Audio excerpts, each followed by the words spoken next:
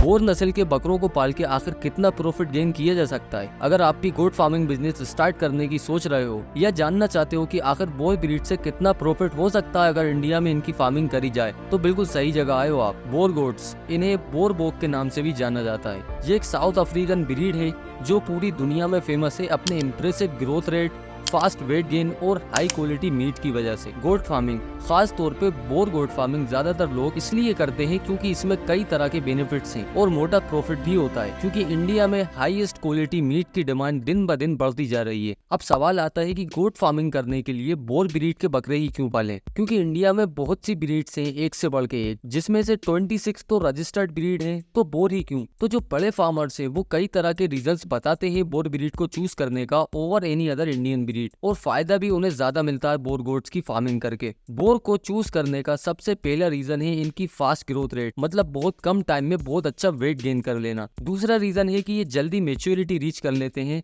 ताकि इनकी ब्रीडिंग आगे करवाई जा सके। तीसरी बात, इनकी मीट क्वालिटी भी दूसरी ब्रीड्स के मुकाबले अच्छी देखने को मिल जाती है और इनके मीट में ड्रेसिंग परसेंटेज भी ज्यादा देखने को मिल जाता है, अराउंड 40 to 50%। चौथी चीज की ये जाने जाते हैं इनकी किसी भी तरह के मौसम को आराम से अडोप्ट करने की एबिलिटी की वजह से और इनकी स्ट्रॉन्ग इम्यूनिटी की वजह से। पांचवी चीज है इनका इंडिया के क्लाइमेट में आसानी से सेट हो जाना। छठी खासियत इनकी ये है कि ये per day 200 gram weight gain कर लेते हैं, जो कि बहुत बड़ी बात है। सातवां पॉइंट है 6 महीने की एज में इनके बकरों में प्यूबर्टी हिट कर जाती है, यानी ये फुल्ली ग्रोन हो जाते हैं। आखिरी चीज, इनकी बकरियां हर 2 साल में कम से कम 3 बच्चे देती हैं। तो ये 7 रीजंस बताने के बाद मुझे उम्मीद है आपको जवाब मिल गया होगा क्यों दूसरी ब्रीड्स की जगह लोग बोर की फार्मिंग करना ज्यादा प्रेफर करते हैं और इसीलिए इसे एक मोस्ट प्रॉफिटेबल गोट ब्रीड्स में से एक माना जाता है। अब बात करते हैं बोर गोट फार्म का सेटअप कैसे करा जाता है। शुरू करने के लिए ये ब्रीड आपको काफी महंगी दिखती है शुरुआती इन्वेस्टमेंट के हिसाब से। ये बात सही भी है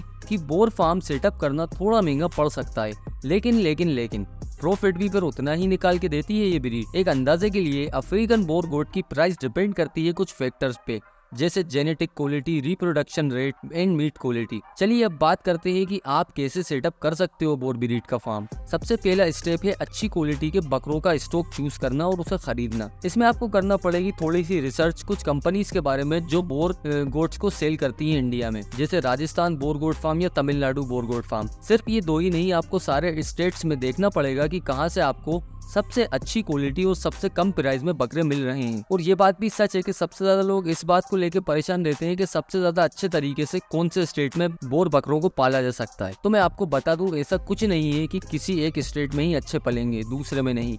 ये सब डिपेंड करता है इनकी मीट डिमांड पे। जिस एरिया में इनकी मीट डिमांड ज्यादा होती है वहीं ये सबसे अच्छा प्रॉफिट आपको गेन करवा सकते हैं। चलिए ये पॉइंट हो गया कि आपको कहाँ से बकरे लेना है और कहाँ पालना है। अब बात करते हैं बकरे लेने के बाद क्या करना है। तो बकरे लेने के बाद आपके फार्म पे ले जाने से पहले फार्म में कुछ अरेंजमेंट्स हमें करना पड़ेंगे, जैसे प्रॉपर फेंसिंग, शेड, साफ पानी का इंतजाम, शेड के अंदर वेंटिलेशन और जानवरों को खिलाने वाला चारा यानी उनकी फीड। ये सब हमें तैयार रखना है जानवरों को फार्म पे ले जाने से पहले। चलिए अब बात करते हैं इनकी एप्रोप्रिएट फीड और इनकी न्यूट्रिशनल प्लानिंग की। तो बोर ब्रीड के बकरों की बनावट यानी इनकी बिल्ड कुछ इस तरह की होती है कि इन्हें ज्यादा से ज्यादा न्यूट्रिशियस डाइट देना पड़ती है, जिसमें आपको चारे के साथ साथ विटामिन, मिनरल्स, कैल्शियम जैसे सप्लीमेंट्स भी ऐड करना पड़ते हैं ताकि बेटर वेट गेनिंग और ओवरऑल बेटर रिजल्ट्स आपको मिल सकें। इस तरह की डाइट बनवाने के लिए आप किसी वेट डॉक्टर से कंसल्ट ले सकते हो।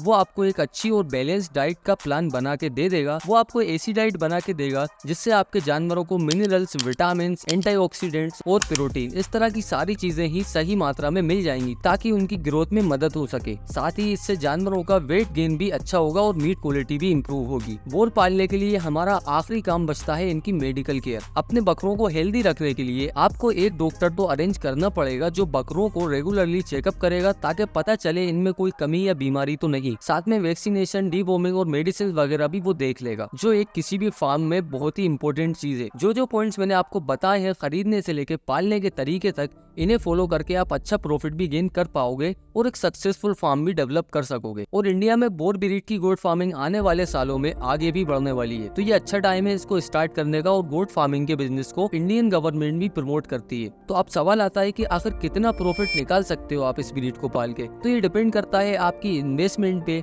कई लोग लाखों रुपए आसानी से कमा लेते हैं और कई बोर ब्रीड के गोट फार्म्स 1 करोड़ से लेकर 1.5 करोड़ रुपए तक प्रॉफिट निकाल लेते हैं पर ईयर। प्रॉफिट बहुत अच्छा है और आपकी इन्वेस्टमेंट पर डिपेंड करता है। बोर ब्रीड की बात तो हो गई, एक पर्सनल टिप भी दूं। देखिए, किसी भी तरह का बिजनेस शुरू करो आप, इसमें आपको एक्सपीरियंस चाहिए होता है, हर उस फील्ड का जिसका आप बिजनेस स्टार्ट कर रहे हो। एक्सपीरियंस ना हो तो आप ऐसे लोग हायर करो जो उस फील्ड के मास्टर हो। बिना देखे जाने, बिना नॉलेज लिए कोई सा भी बिजनेस करोगे भाई तो फ्लॉप ही होगा। तो हमेशा चीजों की फुल नॉलेज गेन करिए, उसके बाद ही किसी बिजनेस में अपना पैसा लगाइए। तो ये तो हो गई बोर ब्रीड की फार्मिंग की बात। अगर आप जानना चाहते हो इंडियन ब्रीड्स के बारे में तो आप यहाँ क्लिक करके वीडियोस देख सकते हो।